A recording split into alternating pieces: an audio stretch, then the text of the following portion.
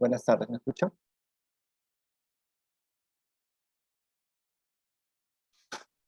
Sí, doctor, sí se le ¿Qué escucha. tal? ¿Cómo está? Vamos a presentar la clase del día de hoy.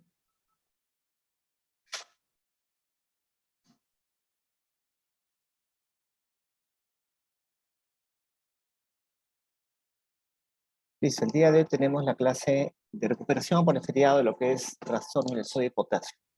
Vamos a revisar sobre todo lo que es concerniente a hiponatremia, hipernatremia y hipercalemia. Empezamos con lo que es hiponatremia. Acá se van a dar las generalidades, pero lo que es el manejo en sí se va a dar en la parte práctica, ¿no? Quiero que fijen algunos conceptos. Definición primero, ¿no? Se define como sodio menos de 135. El punto de corte para decir leve y severa es 120. ¿Ya? Menos de 120 es severa, más de 120 es leve. Agudeza, si es aguda crónica, el punto de corte va a ser 48 horas. Ya lo que es importante y tienen que saber es, ante esa pregunta, si la clínica depende de qué tan severo cae el sodio, la clínica no va a depender de qué tan bajo es el sodio. La clínica depende sobre todo de agudeza o qué tan más allá de ese tiempo tiene la hiponatremia. Es decir, las hiponatremias más sintomáticas van a ser las agudas. Las agudas son las sintomáticas. Agudeza, menos de 48 horas. La cronicidad, las hiponatremias crónicas por lo generalmente son oligosintomáticas o asintomáticas.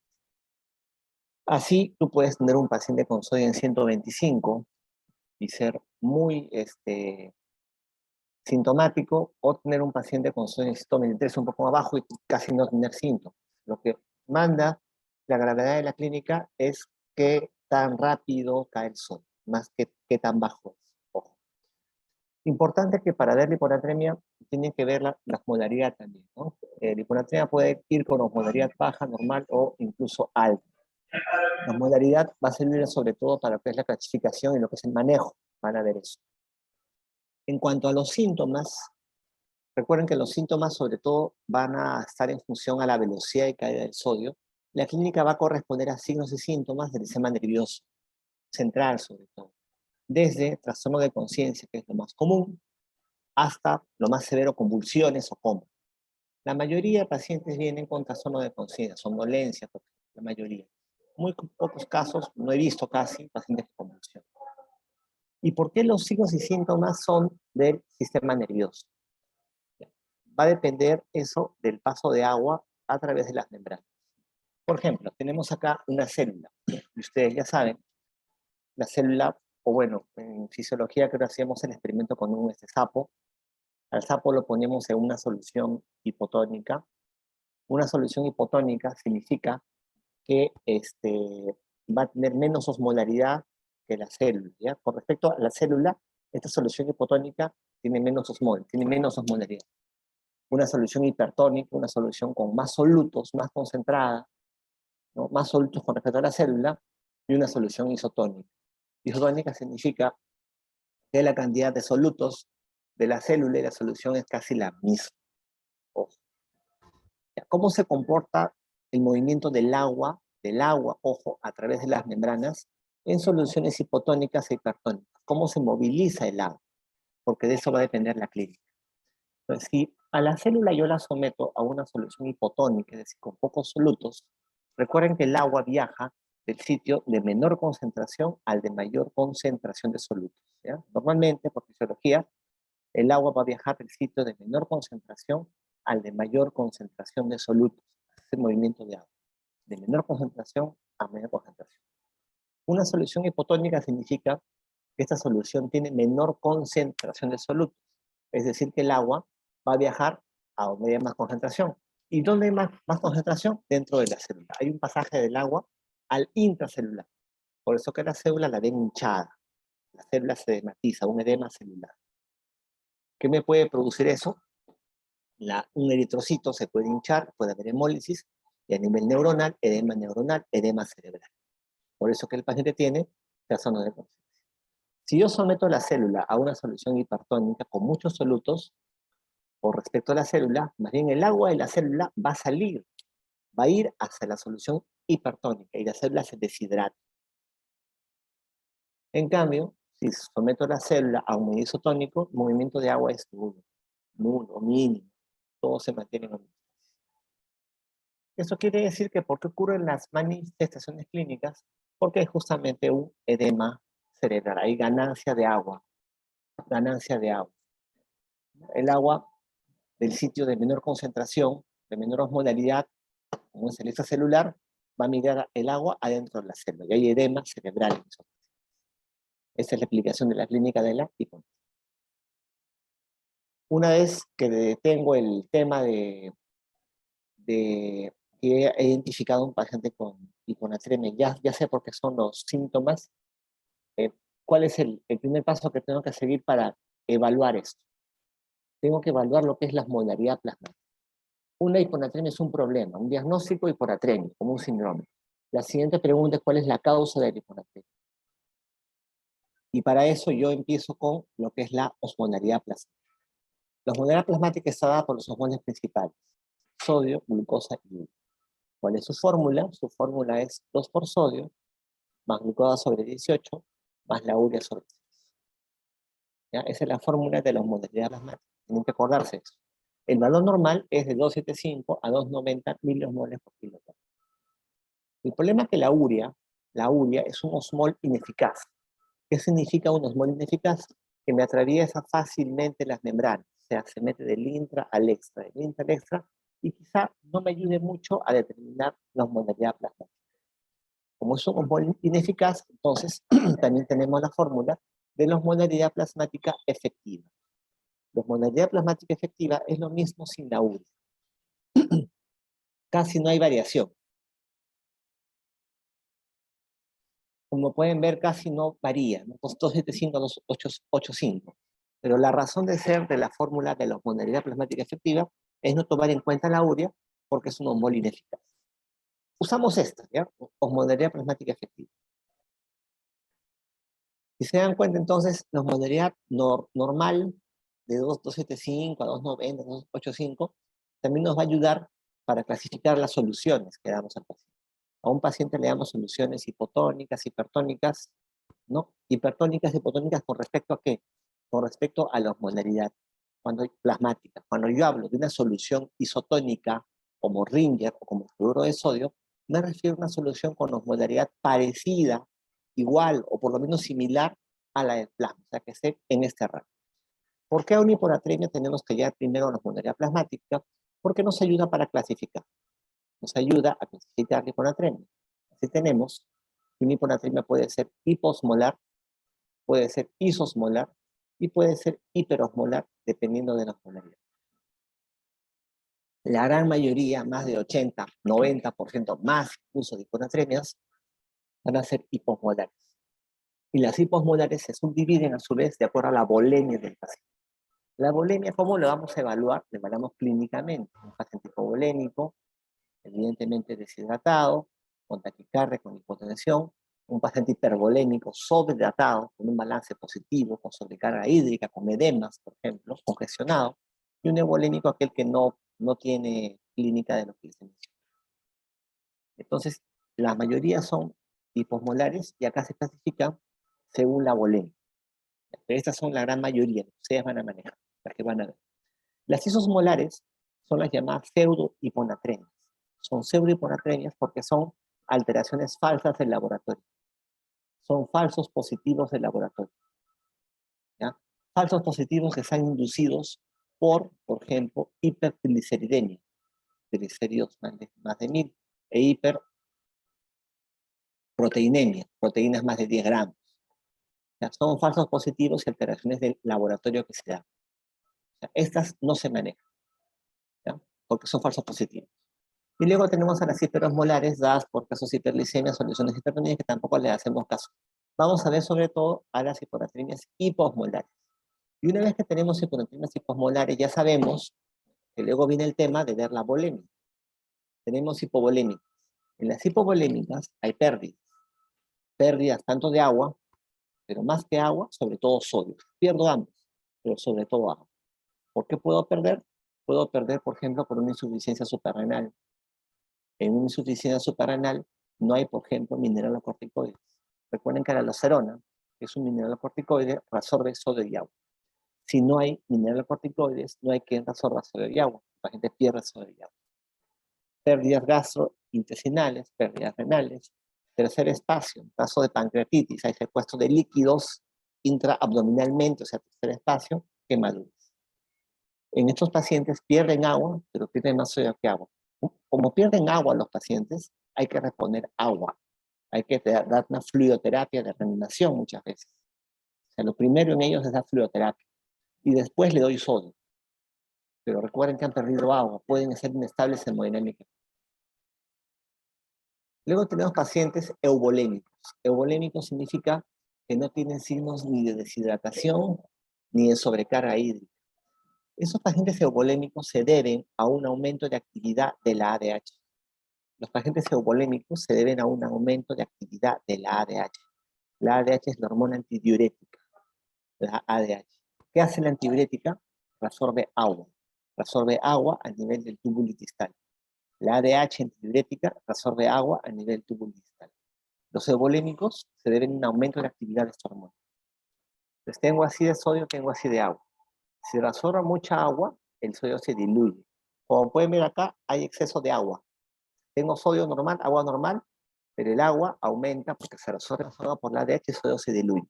Esa absorción de agua, en estos casos de aumento de actividad de la ADH, esa absorción de agua es lo suficiente para diluir el sodio, pero lo insuficiente para que clínicamente me dé edema. La absorción de agua es lo suficiente para diluir el sodio, pero lo insuficiente para que clínicamente me dé edemas. El agua se absorbe para diluir el sodio, para bajarlo, pero clínicamente no tengo edemas. Por eso que quizás fisiopatológicamente sí hay una hipervolemia leve, relativa, pero clínicamente no se manifiesta. Es una absorción lo suficiente para diluirlo, pero que no me dé edemas. ¿Cuáles son las causas? A la cabeza, lo que es el SIHAT, el síndrome de secreción inadecuada de hormona antidiurética. En el síndrome de secreción inadecuada de hormona antidiurética va a haber un exceso de ADH. Hay mucha actividad del ADH. ¿Okay? Pero para decir SIHAT tengo que descartar hipotiroidismo y tengo que descartar deficiencia de glucocorticoides. Para yo decir SIHAT en el paciente, tengo este paciente, pero descarto primero hipotiroidismo y descarto deficiencia de glucocorticoides, porque también podrían ser causas hiponatremia hipopolar eubólica. Estos pacientes, entonces, en el caso anterior, las hipovolémicas, yo primero hidrataba al paciente y luego daba soluciones de sodio concentrados, ¿no? Porque ha perdido agua y sodio. En los casos de hiponatremia eubolémica, más bien el problema es ganancia de agua. Lo que tendría que hacer acá es restricción de agua. Tengo que restringir agua. ¿Cómo restringo agua? Lo vamos a ver después. Hay una fórmula para eso. Pero acá la fisiopatología es distinta. Y por último tenemos al paciente hipervolémico, al paciente edematoso. ¿Cuáles son los tres grandes edematosos? Los cardíacos, los cirróticos y los renales. En estos casos hay un aumento de la actividad de la aldosterona. Estos casos se deben a hiperaldosteronismo. Si las eubolémicas se deben a un exceso de actividad de la ADH, las hipervolémicas se deben a un hiperaldosteronismo, un exceso de actividad de la aldosterona. ¿Qué hace la aldosterona? En túbulo colector absorbe sodio y agua y bota potasio. Si la ADH reabsorbe solamente agua, la aldosterona reabsorbe sodio y agua y bota potasio. Reabsorbe ambos, sodio y agua, pero reabsorbe más agua que sodio. O sea, tengo sodio y tengo agua. La aldosterona hace que absorban ambos, pero más agua que sodio. Estos pacientes, si pueden ver acá, tienen sodio con poder incrementado, tienen mucho sodio, pero tienen más agua que sodio. Tienen tanta agua que ese sodio que de por sí se ha incrementado se diluye. Entonces, es un paciente con hipervolemia edematoso. ¿Voy a darle más sodio? No, voy a restringirle agua, voy a restringirle sodio y voy a darle diuréticos, porque los diuréticos me hacen eliminar más agua que sodio. Entonces, esos casos se ven a un hiperaldosteronismo. Vale, diuréticos, restricción de sodio, a pesar que tiene hiponatremia, otro sí, pero su sodio corporal es alto, es incrementado, porque tiene hiperaldosteronismo, reabsorbe mucho sodio. Tengo que bajar ambos, y tengo que bajar más agua que sodio con los diuréticos. Entonces, para el manejo, primero tengo que tener una buena clasificación, si no, no voy a dar una buena terapéutica en estos pacientes. Entonces, ¿qué es lo que tengo que hacer en hiponatremia? Primero, corregir depresión de volumen.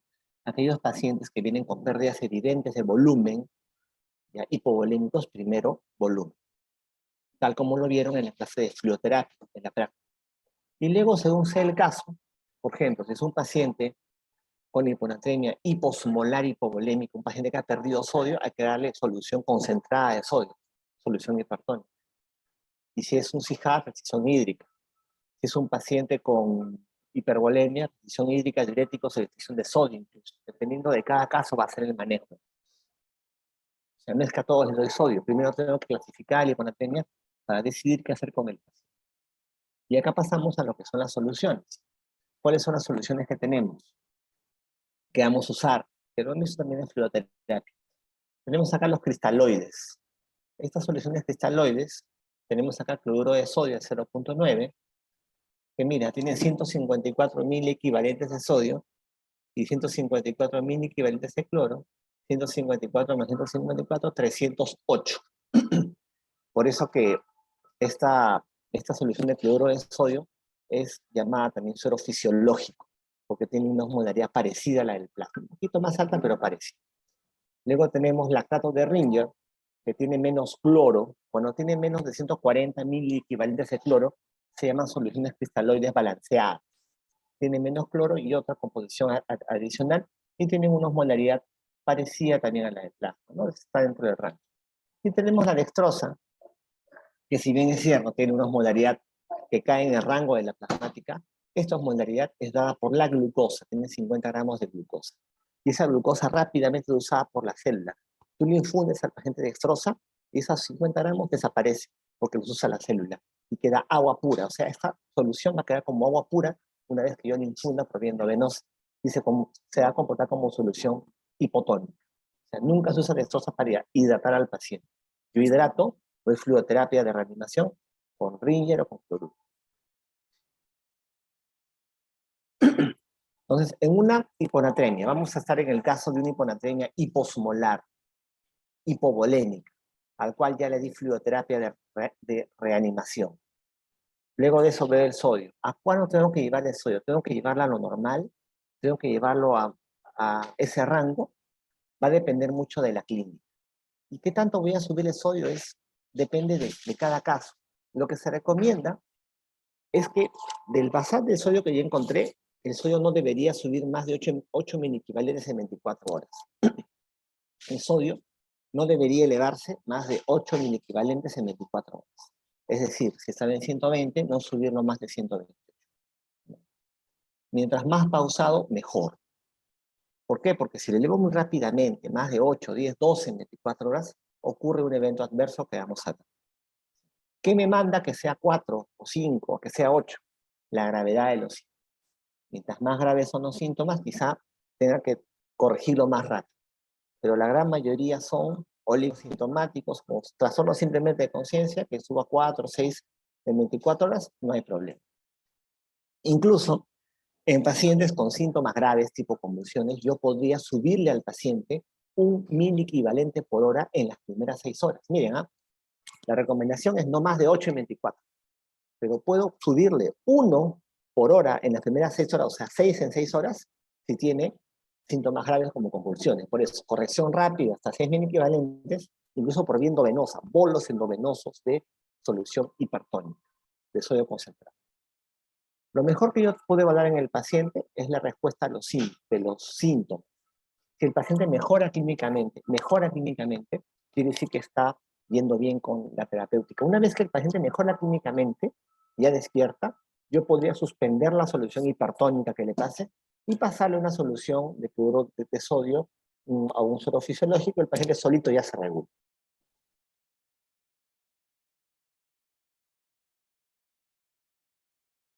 ¿Qué va a pasar si elevo el sodio rápidamente? Si lo elevo a más de 10 miliequivalentes o 8 miliequivalentes en 24 horas, ocurre un evento llamado mielinolisis continua, una desmielinización de la protuberancia, en la cual el paciente va a cursar con una cuadriplegia, que no va a ser de presentación inmediata, sino dentro de algunos días. Esto pasa cuando elevo el sodio rápidamente, ¿ya? Más de 8 miliequivalentes en 24 horas o 10 miliequivalentes en 24 horas, puede ocurrir una mielinolisis continua. Entonces, ¿qué soluciones voy a usar para subir el sodio? Estamos hablando, ojo, de una hiponatremia hiposmolar hipovolémica, ¿ya? Hiponatremia hipoosmolar hipovolémica. Aquel paciente que ha tenido pérdida, que tiene una hiponatremia, ya le he dado terapia de resucitación con fluidos y ahora quiero manejar a sodio. Sodio está bajo, tengo que subirlo. ¿Cómo? Dándole sodio, sodio concentrado. Entonces, ¿qué soluciones tenemos? Hipotónicas, isotónicas, hipertónicas. ¿Cuál voy a usar? Obviamente, si yo quiero darle sodio concentrado, voy a dar una solución hipertónica. Y acá tenemos cloruro de sodio al 3%. Si el cloruro de sodio a 0.9 tiene 154 mil equivalentes de sodio y 154 de cloro, al 3% tiene 513 de sodio y 513 de cloro, es decir, 1026 de osmolaridad. 1026 de osmolaridad. Recuerden de que la osmolaridad normal es de 275 a 290, 285. Acá voy a darle 1026, una solución con alta osmolaridad, una solución hipertónica. Y la mitad de esa osmolaridad es solamente sodio.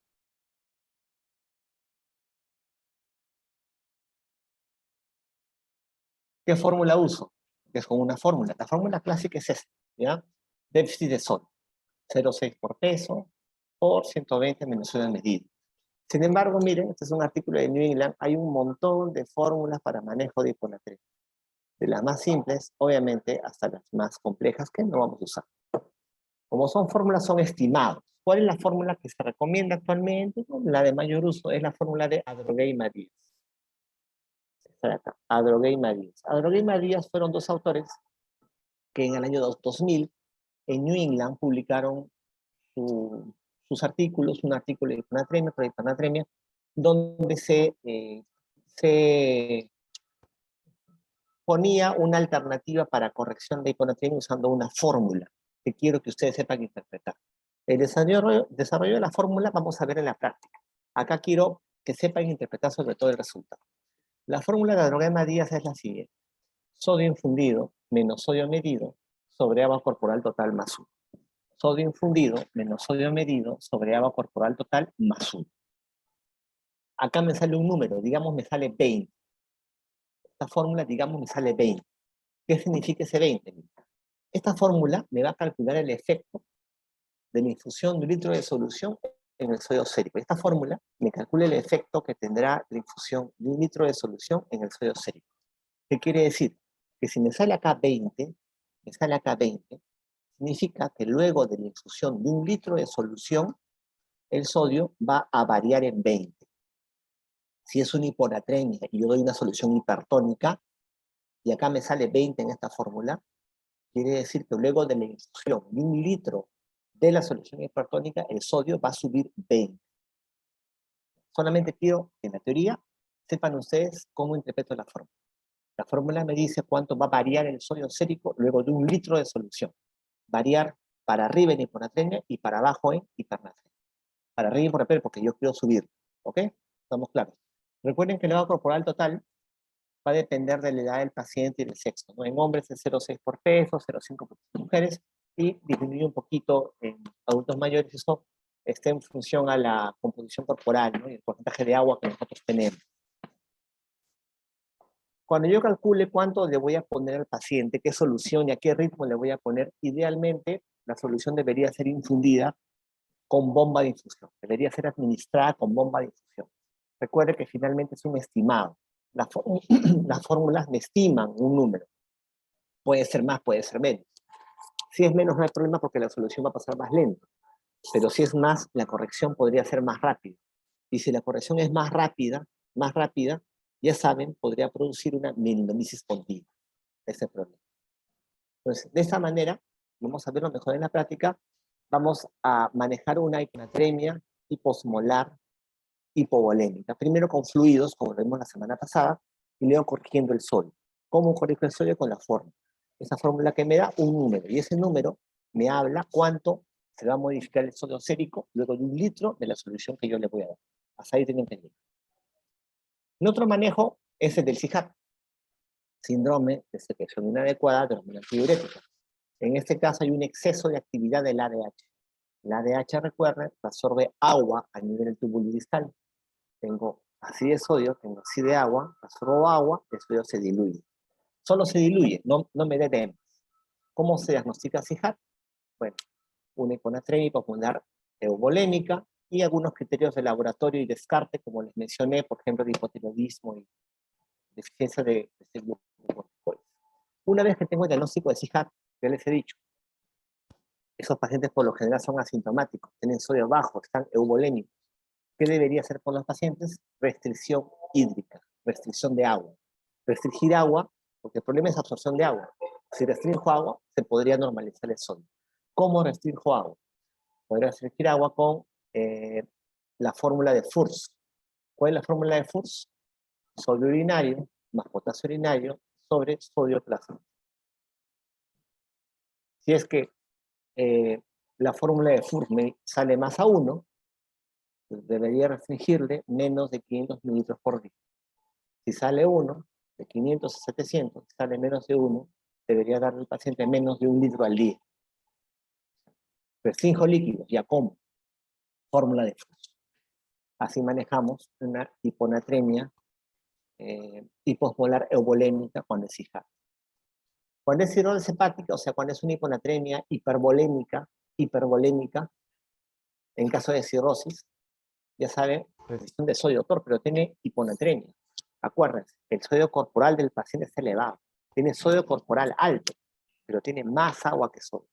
Tiene un hiperaldosteronismo. Entonces, ¿qué hay que hacer? Restringir sodio, como ya lo mencioné en la clase de cirrosis, y la restricción hídrica, sobre todo, se hace si tiene hiponatremia de menos de 125. También se le dan diuréticos al paciente. Si en cirrosis, diurético de elección, espironolactona. Junto con furosemida, relación 140, como ustedes ya lo conocen. Entonces, no toda hiponatremia se le da sodio hipertónico, ¿no? Eso va a depender de cada caso. Pasando ya a lo que es hipernatremia, cuando sodio es más de 145, igual severa más de 155, aguda y crónica 48 horas. Las hipernatremias sí van todas acompañadas de una hiperosmolaridad, y una hipernatremia me revela una pérdida de agua.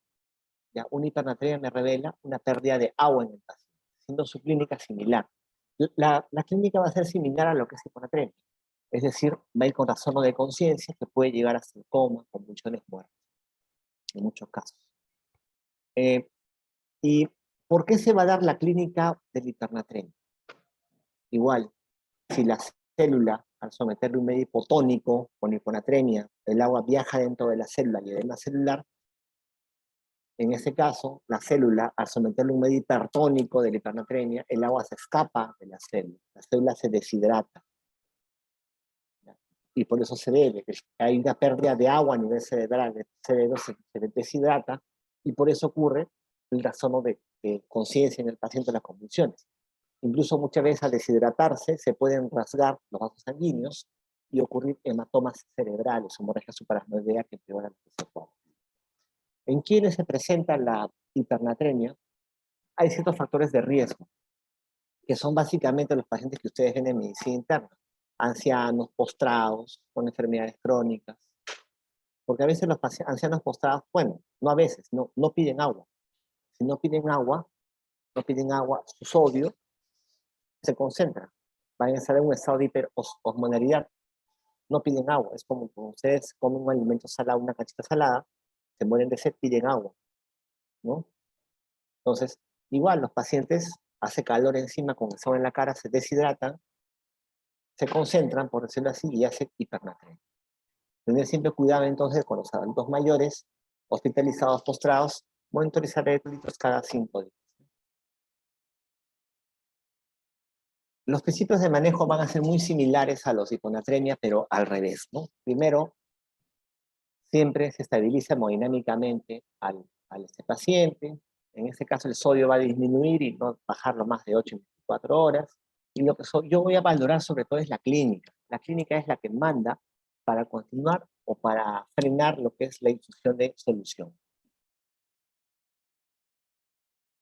Si yo subí el sodio rápidamente, podía producirse una minionisis continua. Si yo bajo el sodio rápidamente, acá más bien se puede producir una hernia cerebral. El uncus del hipocampo, recuerden, es la porción, vamos a poner acá, es la porción más interna del lóbulo temporal. Ese uncus, cuando hay hipertensión endocraniana, por edema cerebral, ese uncus se puede herniar, se va va por la fosa posterior al tentorio, por debajo de este, y me comprime el trombo. Me comprime, por ejemplo, el mesencéfalo, pudiendo haber parálisis de pares cánidas como lo que se da pues, en estos casos. Sin hiponatremia, tenía que dar sodio concentrado al paciente, dar una solución hipertónica. En hipernatremia, donde el paciente está muy concentrado, tiene mucha osmolaridad, más bien tengo que diluirlo. Para diluirlo yo le daré soluciones hipotónicas. ¿Qué soluciones tenemos acá? Ya hemos hablado del cloruro de sodio al 3%, que tiene 153 de sodio, 153 de cloro, en total tiene 1026 de osmolaridad. Cloruro de sodio al 0,9 tiene 154 de sodio, 154 de cloro, en total 308 de osmolaridad. Y luego tenemos a cloruro de sodio al 0,45. Tiene 77 de cloro, 77 de sodio, ¿no? O sea, tiene la mitad casi de la concentración de cloruro de sodio al 0,45. Idealmente sería esta solución. Pero esta solución no hay en el Perú. Entonces, ¿qué cosa hacemos? Mira, tenemos frascos de dextrosa y agua destilada de 1 litro que tienen 0 de osmolaridad, 0 de equivalentes de sodio, no tienen concentración. Y tenemos ampollitas de cloruro de sodio al 20%, de 20 mililitros, cada una trae 68 miliequivalentes. ¿Qué hacemos? Colocamos una ampolla de cloruro de sodio al 20% en agua destilada o una ampolla en un frasco de dextrosa. Y lo que tenía 0, esta solución ahora va a tener los 68 de cloro. Y son los 68 también de sodio. Al poner una ampolla a un frasco de ellos, a cualquiera de ellos, la solución ahora tiene 68 miliequivalentes de sodio, también 68 miliequivalentes. Son las soluciones hipotónicas, porque tienen la mitad de la osmolaridad del plasma, o mucho menos. ¿Qué fórmulas voy a usar? Bueno, tenemos la fórmula clásica de déficit de agua, pero también podemos usar la fórmula de Adrogema-Díaz. Recuerda, la fórmula de Adrogema-Díaz me dice cómo se va a modificar el sodio luego de la infusión de 1 litro de solución. Calcule el efecto que tendrá la infusión de 1 litro de solución en el sodio del paciente. Tenía un sodio en 120, en casos de hiponatremia, que doy solución hipertónica concentrada de sodio, ahí me dirá cuánto subirá el sodio. En casos de hipernatremia, que doy soluciones hipotónicas diluidas, me dirá cuánto baja el sodio. Es decir, si digamos acá me sale como resultado 15, ¿qué me dice eso? Que luego de la infusión de 1 litro de solución hipotónica, el sodio va a bajar en 15. Si fuera hiponatremia, sería luego de la infusión de 1 litro de solución, el sodio va a subir en 15. O sea, ese número que me sale acá me dice cómo se va a modificar el sodio sérico del paciente, para arriba o para abajo. Y en hiponatremia me interesa que sea para abajo. Entonces, hasta acá es hiponatremia y hipernatremia. Les presento las fórmulas y lo que significan los hallazgos, y en la práctica van a desarrollar en sí cómo es el manejo de cada taxono, pero esta base es muy importante para que entiendan. Pasando al siguiente punto, ya vemos lo que son las discalemias, ¿no? Vemos la fisiología del potasio. Recuerden que el potasio es un ion, sobre todo que se encuentra a nivel intracelular. El 2% nomás se debe encontrar en el extracelular. Esta es la cantidad aproximada de potasio corporal total, y la mayoría se encuentra en el intra.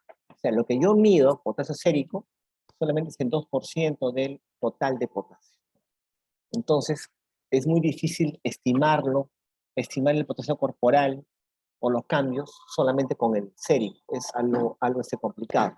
Ahora, esa distribución del potasio en el intra y extra se da gracias a lo que es la bomba sodio-potasio ATPase.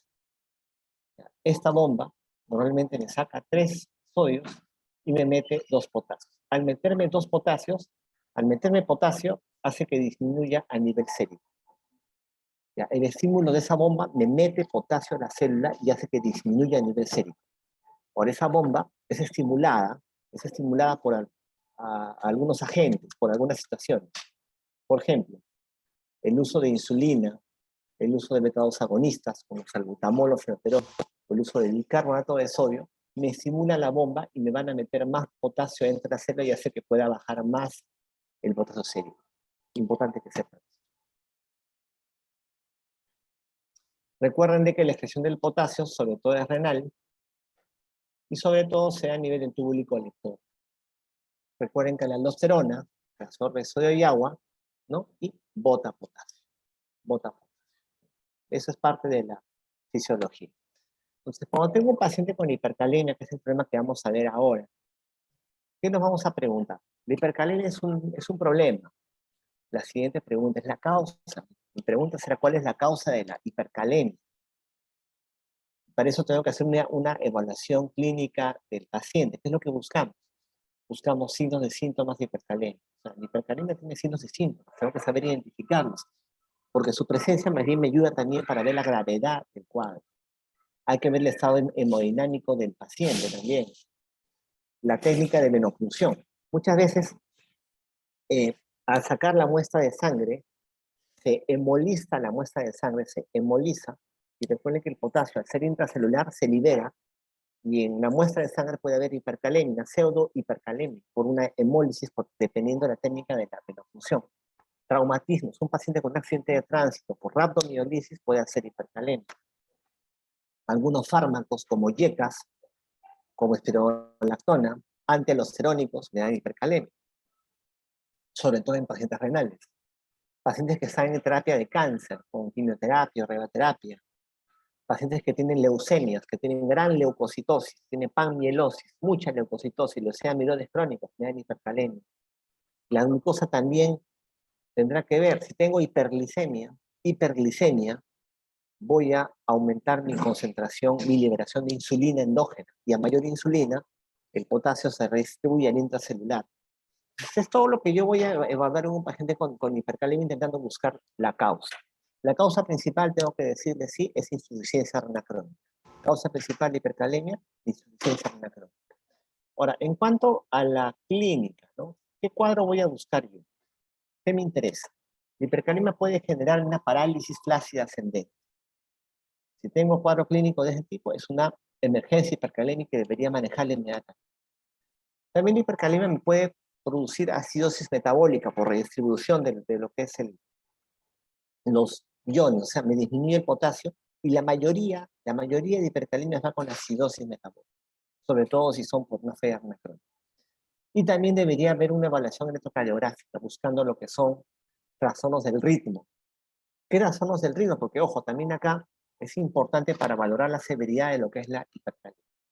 ¿Qué es lo clásico que vamos a encontrar en el electro? Ya lo están viendo acá. Algunos han intentado relacionarlo con los niveles de potasio. Según nivel de potasio, ¿qué alteración vamos a encontrar en el electro? No siempre se puede eso, pero miren, se dice puede que de 5.5 a 6.5 voy a encontrar las clásicas ondas T picudas. De 6.5 a 7.5, onda P ausente, QR es el prolongado, es el elevado. Más de 8 ya puede haber lo que es asistolia, un paro en diástole, que es lo que va a ocurrir.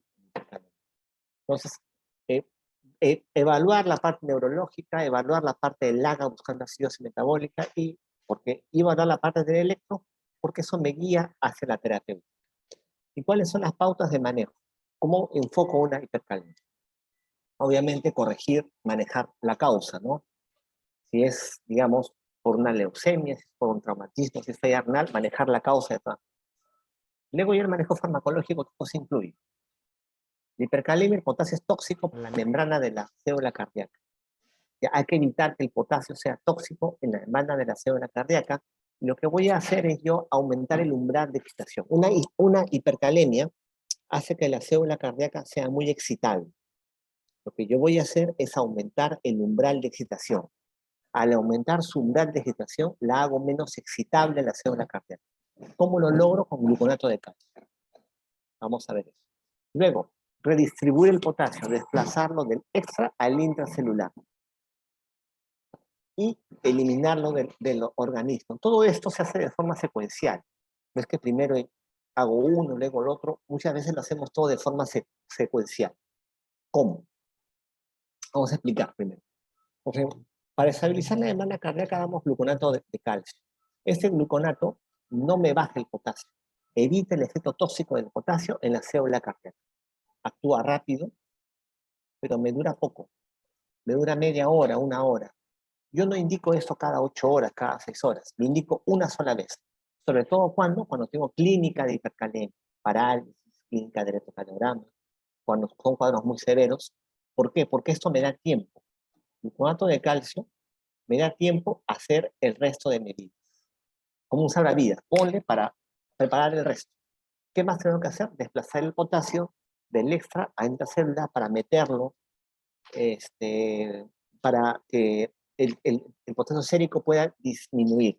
¿Cómo lo hacemos? Estimulando a la bomba de potasio ATPase, las que le mencioné, dándole insulina al paciente. Sí, pero hipoglucemia, es que le doy insulina con dextrosa, nebulizándolo y dándole bicarbonato de sodio. Bicarbonato de sodio, sobre todo cuando tienes tu acidosis metabólica. Sobre todo cuando tienes acidosis metabólica. Mire el tiempo de inicio y cuánto tiempo dura esta acción. Por ejemplo, la nebulización me dura solamente 2 horas, que me baje el potasio. Entonces debería nebulizarla al paciente cada 2 a 4 horas. Debería infundirle insulina con dextrosa cada 4 o 6 horas. Bicarbonato cada también cierto tiempo, pero este último sobre todo cuando tengo acidosis metabólica. Y por último, las medidas para eliminar el potasio del organismo, como furosemida, resinas de intercambio y terapia de reemplazo renal. Muchas veces todas las medidas que yo tome son las que me dan tiempo para que el paciente llegue a terapia de reemplazo renal. O sea, bien.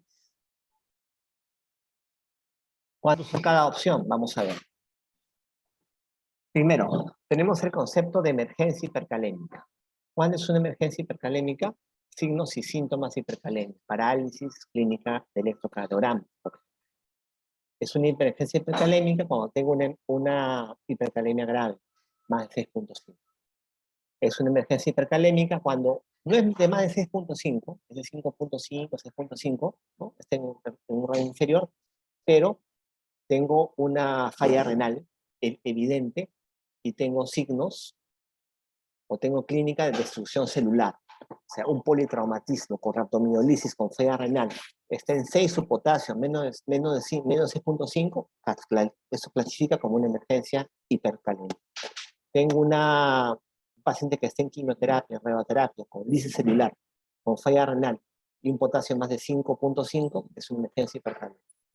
Estos pacientes con emergencia hipercalémica, vamos a brindarles gluconato de calcio en bolo endovenoso. Un bolo endovenoso se pasa en 1 minuto o 3 minutos, sobre todo si tengo clínica electrocardiográfica, y le voy a dar tanto insulina como nebulizarlo.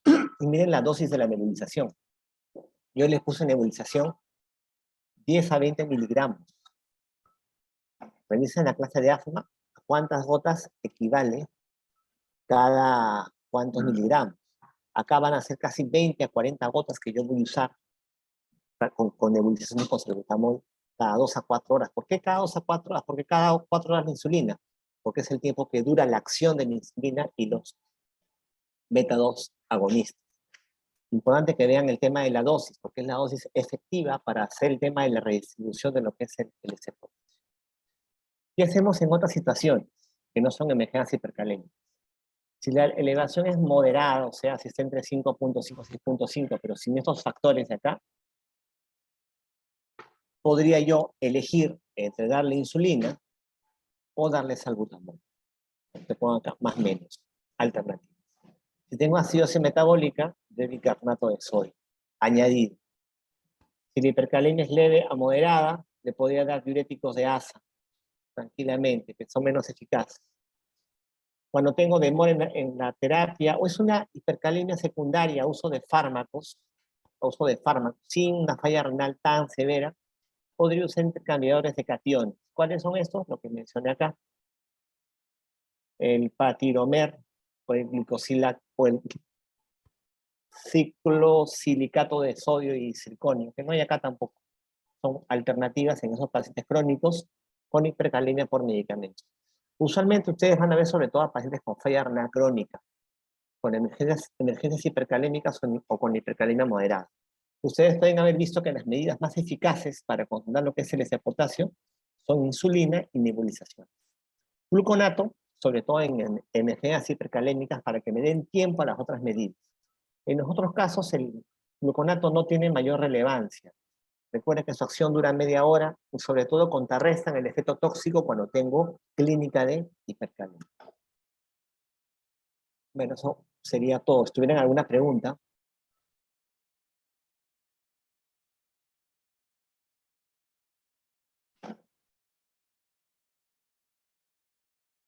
¿Tuvieran alguna pregunta?